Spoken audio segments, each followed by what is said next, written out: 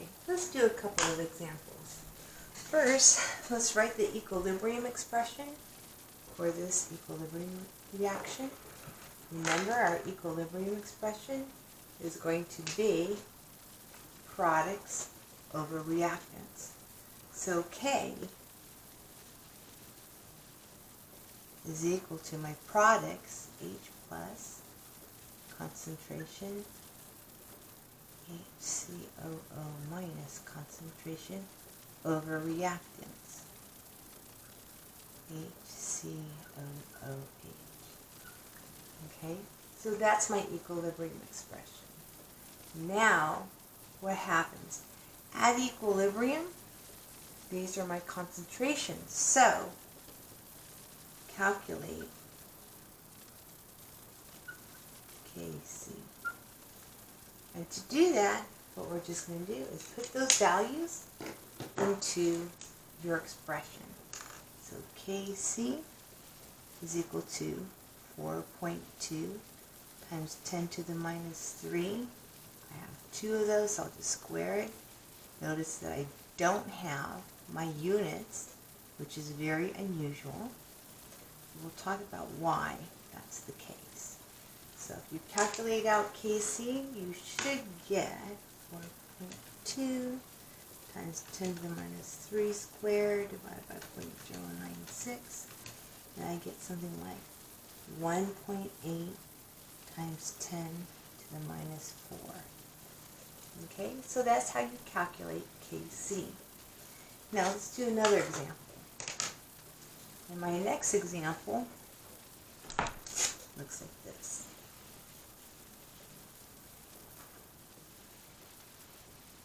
Okay, we have this reaction. Okay.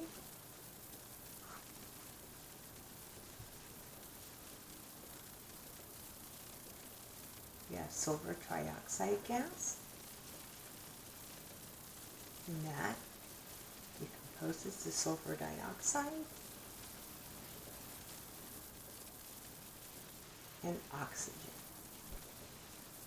Okay, and what I want is one. Write the expression.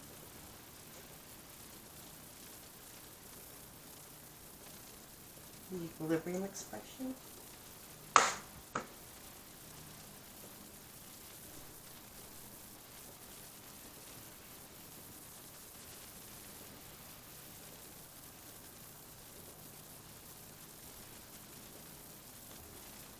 Two, at equilibrium,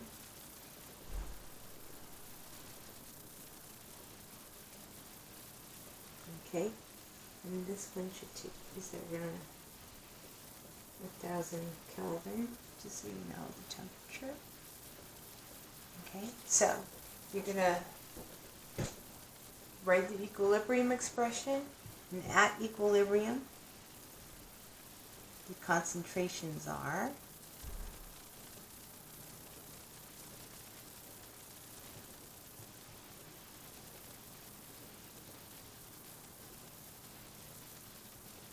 0.100 molar for the sulfur dioxide. For the oxygen, it's equal to 0.100 molar. And for my sulfur trioxide, it's equal to 0.495 molar. So, determine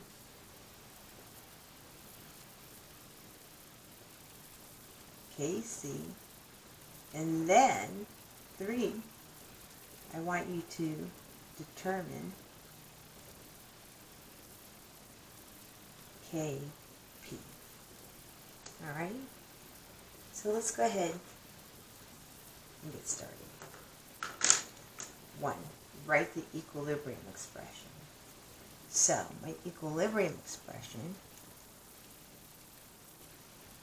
remember, K, well, K is equal to products over reactants. Okay, So Kc is the concentration of sulfur dioxide squared times the concentration of my oxygen gas divided by the concentration of sulfur trioxide squared. Okay? So, now, 2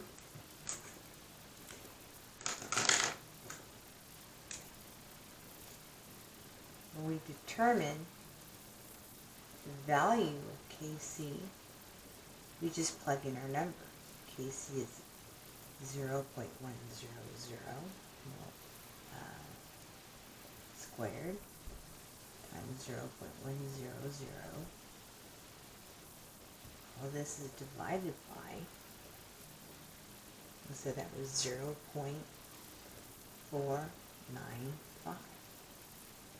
And we should get 4.08 times 10 to the minus third.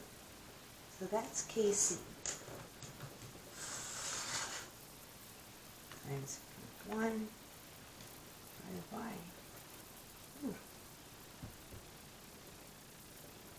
0.495 squared moles. Okay? So, thank you for catching that for me. So now we've written our expression, determine Kc. And now I want Kp. So if we look at Kp,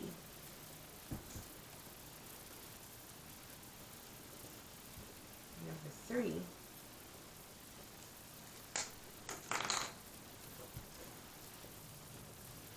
Kp we know is equal to Kc times R times T to the delta N.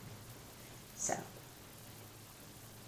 Kc we know is equal to 4.08 times 10 to the minus 3. We just calculated that. R is my gas constant, 0.08206. Remember, it's liter atmosphere per mole Kelvin. Our temperature is equal to 1000 Kelvin. And delta N is equal to the sum of my coefficients of my products. That's a 2 plus a 1. So coefficients 2 and 1 minus the sum of the coefficient of our reactants, which is a 2. So delta N is equal to plus 1. Okay? So Kp is equal to 4.08 times 10 to the minus third times 0.08206 times 1000 to the power of 1. Okay? So what we find is that Kp is going to be equal to times 0.08206 times 1000. 0.335. So, since we're working with partial pressures, you see that my K can have a different value altogether, okay, than Kc. So that's how we calculate Kp. Now if I gave you Kp, you can go ahead and solve for Kc. So we can go back and forth with this equation. Before we do some more calculations, let's just talk about interpreting K. So the values of K is unitless.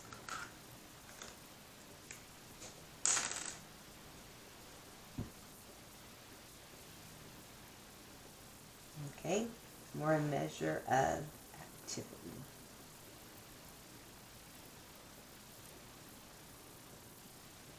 So let's put up just the sample equation.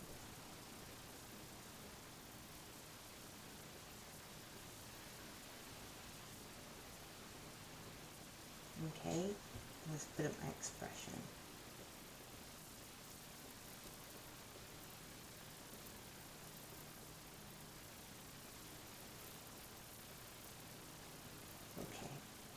So here's my expression.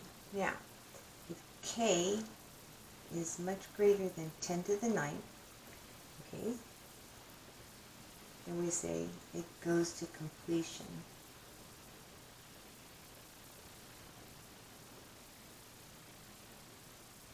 Okay, so why do we say that? So what this means, if K is greater than 10 to the 9th, that's greater than 1,000,000,000. What that means, though, is that my products are 1,000,000,000-fold more prevalent. I have a higher concentration of C and D, 1,000,000,000 times more than A and B. That's why I would say it goes to completion. It goes to the right. You say it goes to the right because if you look at your equilibrium expression here, or equation here, it goes to the right. It's predominantly C and D.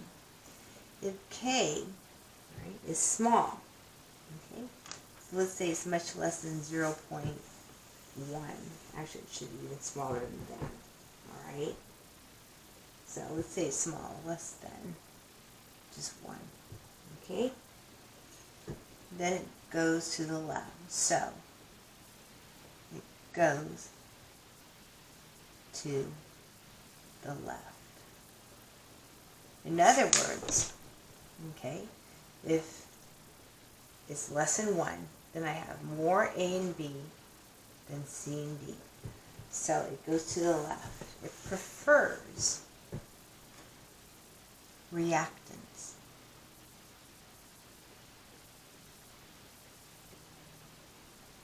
Okay, so far so good? All right, so if you saw, let's give you this.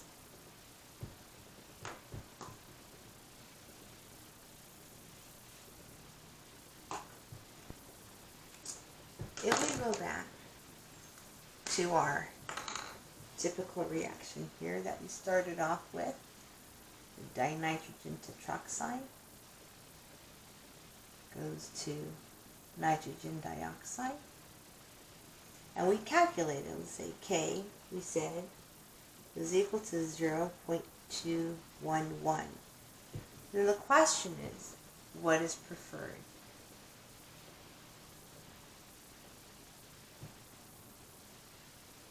And since it's less than 1, K is less than 1, okay, then the reactants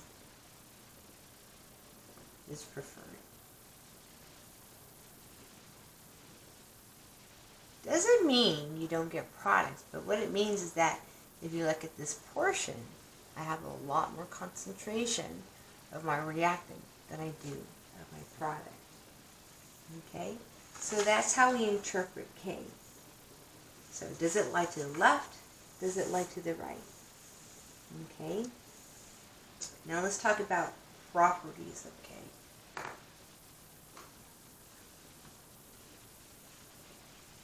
And then we can start going back into calculations. So properties.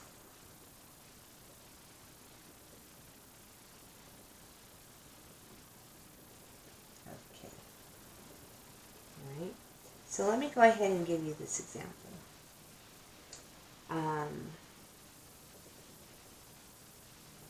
Let me just do this one. Let's start off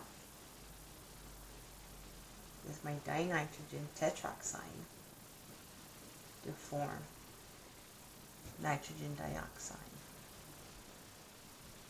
And we said here K was equal to NO2 squared divided by N2O4. Suppose I doubled the amount, okay? So suppose I increase, I double amount used.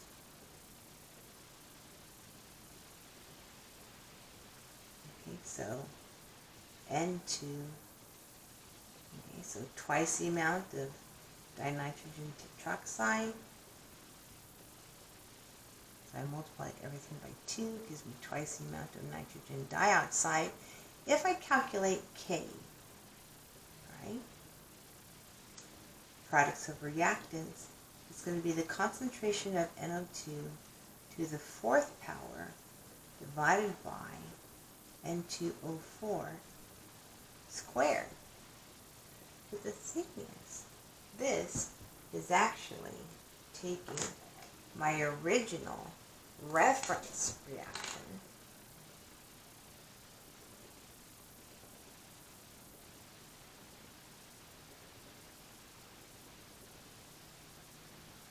and all I did was, since I doubled the amount that I used, that value goes right here as a power. Okay? So however much I increase or decrease the amount used, it becomes my K to the power. Alright? So, what happens if I do this? Going back to my dinitrogen tetroxide as my reference reaction. Again, we say Kc is equal to NO2 squared over the N2O4. What happens when I reverse the reaction? So, 2NO2 goes to dinitrogen tetroxide. So if I write the K reaction for this, products over reactants, it turns out you can see that this is equal to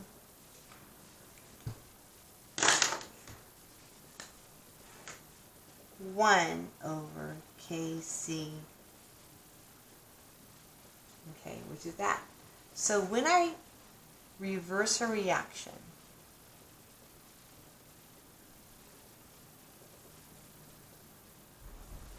K is equal to the inverse of my original. Okay. Now let's do an example where I add things together.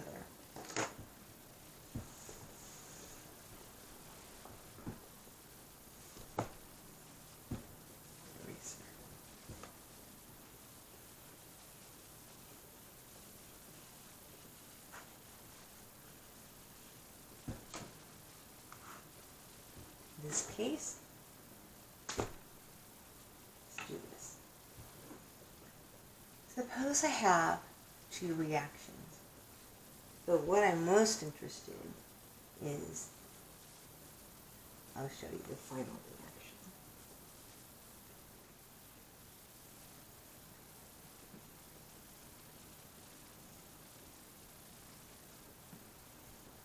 This is equation 1, K1. Okay. Equation 2 looks like this.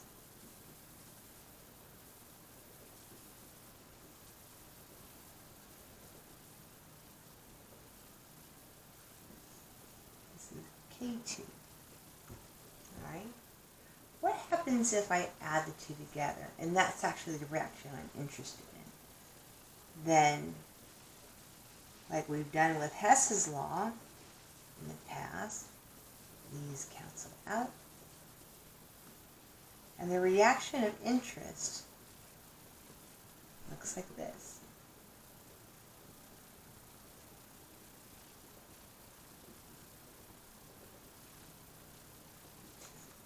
Question is, how do I get my equilibrium value?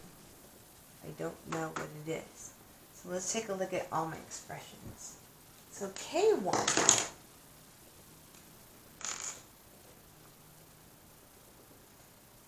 from here is equal to my bromine times NO squared divided by NOBR squared. K2 is equal to BrCl squared divided by my bromine and my chlorine. Okay. Now before I continue, let's take a look at, let's say this is my final.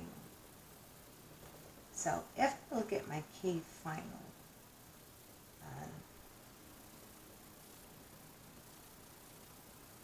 it's equal to NO squared times BrCl squared divided by NOBR squared divided by my chlorine. Okay, but look at, if you look at this equilibrium expression, that's going to be equal to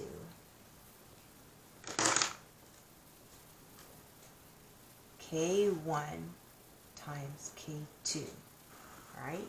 So if I add my reactions to get my final reaction, I multiply my K's together. Well, let's just check.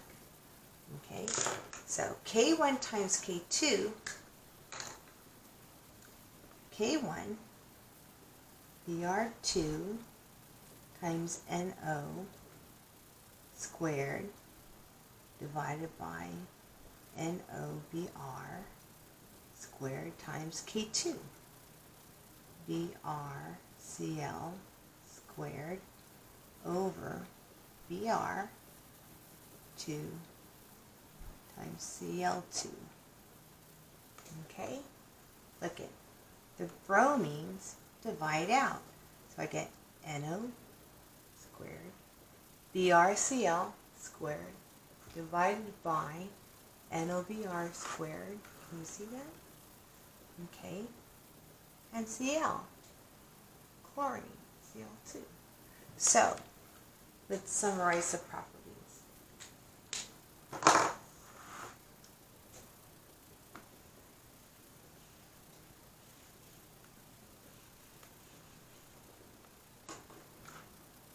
Okay, so 1.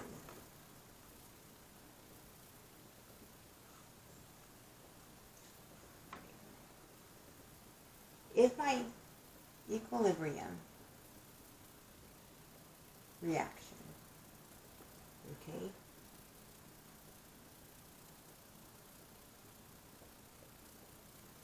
all right, so let's just do, how to say it, equilibrium constant. Okay,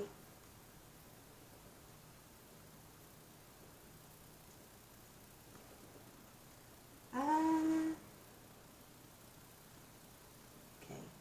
I'm not sure how to best describe it. I'm just going to do it this way. Here's my reference reaction. This is my reference. If I multiply this reaction by some factor, n, could be a fraction, could be a whole number, then the K for this reaction is equal to my reference K to the nth power. Okay, so I like to draw an analogy to Hess's law, where if we increase my values or decrease my values, we multiply that same factor by the delta H by that same factor. In this case, when we talk about equilibrium constants, we raise it to the power 2. If this is my reference reaction and I reverse the reaction,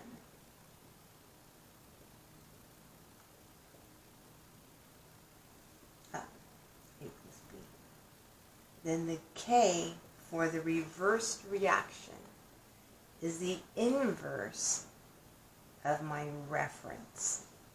Okay? So it's the inverse of it. And 3, if I add multiple reactions, this is my first one, K1. Suppose I have another one.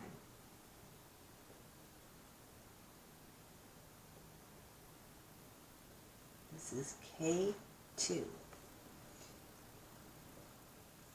Then my reaction that results from adding these steps together, can be more than 2, but by adding the steps together, the K, or this overall reaction, is equal to the product of the K's of each of the individual reactants. Okay, so these are the big 3 properties of equilibrium constants that you should know.